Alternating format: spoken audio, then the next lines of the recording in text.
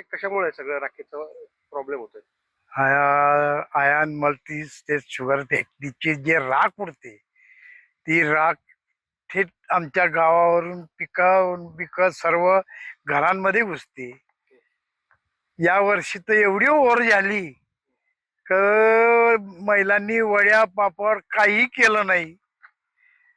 महिलांची कमरेची समस्या निर्माण झाली, कारण की दिवसातून 4 वेळा 3 वेळा 5 वेळा असं घर झाडावं लागतं, पोतं मारावं लागतं घरात. महिला कंटाळल्या, महिला पुरुषांना टोचून बोलायला लागल्या की काही हा कारखाना राग केव्हा बंद करेल.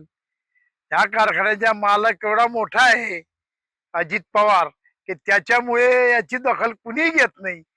आम्ही ग्रामपंचायत मार्फत आमचे खाजगी पुष्कळ वेळा तक्रार करून सुद्धा कुणी ऐकून घ्यायला तयार नाही आमची तक्रार. तर मग काय आम्ही मेल्यावर आमची तक्रार ऐकणार का? आम्ही जन आंदोलन उभारू का मोठं? महिला पोरं बाळा घेऊन कारखान्यावर जाऊ का? कारखान्यावर गेलो तर कारखान्याला बी त्रास होईल, शेतकऱ्यांच्या ऊस शिल्लक राहून जाईल. त्याच्यासाठी आम्ही एवढं पाऊल उचलत नाही. पण शासन प्रशासन कारखाना यांनी आमची दखल घ्यावी आणि एवढं काम करावं. नाही तर आम्हाला पर्याय उरणार नाही. आम्हाला मग कुणाचं नुकसान हो काही हो रस्त्यावर उतरावं लागेल. आणि जर रस्त्यावर उतरलो तर काही कमी जास्त झालं त्याला कारखाना शासन प्रशासन हे जबाबदार राहील, आम्ही गावकरी जबाबदार राहणार नाही. ही आत्ताच तुम्ही नोंद करून घ्यावी.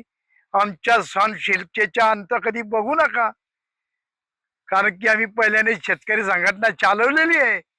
आंदोलन कसं करावं आम्ही हे शिकलेलो आहे शरद जोशी साहेबांपासून. तर कृपा करून तुम्ही आम्ही हात जोडतो दोघं आणि तुम्हाला सांगतो की ही राग बंद करा, नाहीतर मग आमच्याहून काही ऐकलं जाणार नाही. एवढी मी नम्र विनंती करतो तुम्हाला सर्व गावकऱ्यांमार्फत. आपल्याला माझे नाव विठ्ठल मुरार पाटील, मुक्काम पोस्ट शिंदे. मी माजी सरपंच आहे या गावाच्या. या नात्याने मी हे सर्व सांगू इच्छितो. लोक कंटाळले म्हणून येत नाही, कुणी काही होत नाही असं करून येत नाही, शासन ध्यान देत नाही म्हणून येत नाही. तरी कृपया करून एवढ्या वेळेस कलेक्टर महोदय यांनी ध्यान द्यावं आणि एवढी विनंती करतो. पिकांचं नुकसान होय. कापूस आम्हाला 300 रुपये भाव कमीने विकायला लागतो, घेत नाही. CCI मध्ये गेले तिथे सांगतात हा काळा कापूस आणलेला आहे असं बोलतात. तर आमच्यावर दया माया करा आणि एवढं बंद करा एवढी विनंती करतो. माझे नाव श्रीराम पाटील शिंदा. आम्हाला अशी कंप्लेंट आहे फक्त या शुगर फॅक्टरी आहे आणि शुगर फॅक्टरीचा कारखाना आहे त्याच्या राखेचा एवढा भयंकर त्रास आहे आम्हाला का म्हणजे कमीत कमी 7 ते 8 वर्षापासून किदून गेलो आम्ही त्या राख्याप्रमाणे. पूर्ण गावात राखेचा तर त्रास आहे, शेतामध्ये कुठे बी जावं राखेचा त्रास आहे आम्हाला. वारंवार मराठे साहेबांना कंप्लेंट दिल्या गेल्या आहे. ते सांगतात पुण्याहून मशीन येतोय बसवून देतो, दरवर्षी चालू झाला की सांगतात. ते बोलवून 6-10 लोकांना बोलून ते सांगून देताना लोक घरी येऊन जातात, पण राग काही बंद झालेलं नाही अजून. म्हणजे मुलांना लहान मुलांपासून तर सगळे म्हातारे सगळ्यांना त्रास आहे. सर्वात जास्त त्रास स्त्रियांना आहे. रोज दिवसातून 5-6 वेळा झाडू मारावं लागतं घरामध्ये. इथून सुरू एवढं आहे. किती वर्षापासून तुम्हाला त्रास आहे कसा आहे? हा 5-6 वर्षापासून त्रास आहे आम्हाला. बरं, या संदर्भात तुम्ही कुठं कुठं तक्रार केली, काय त्याचा उपाय काय? उपनगरला बी दिलं गेलंय, साहेबांना बी दिले गेले, वरती सगळ्यांना जिथे द्यायचे अर्ज सगळीकडे दिले गेले. एवढी राख उडते आमच्याकडे. 4-4 वेळे घर वसरी पुसून सुद्धा एवढे आमचे पाय पण काळे होतात. एवढी राख उडून अजित पवारांच्या घरात गेली असती तर ते काय केलं असतं?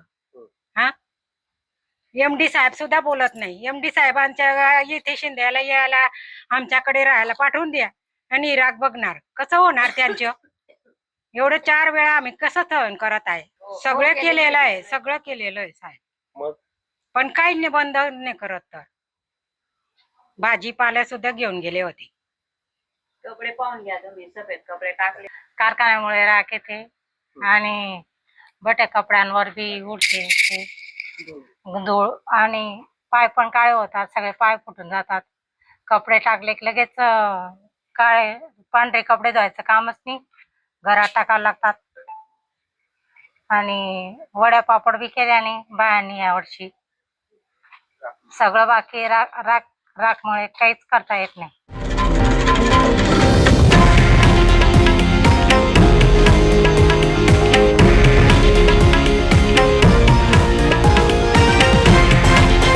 हे आहे देशातील नंबर 1 न्यूज नेटवर्क आणि आपण पाहत आहात TV9 मराठी, एकमेव.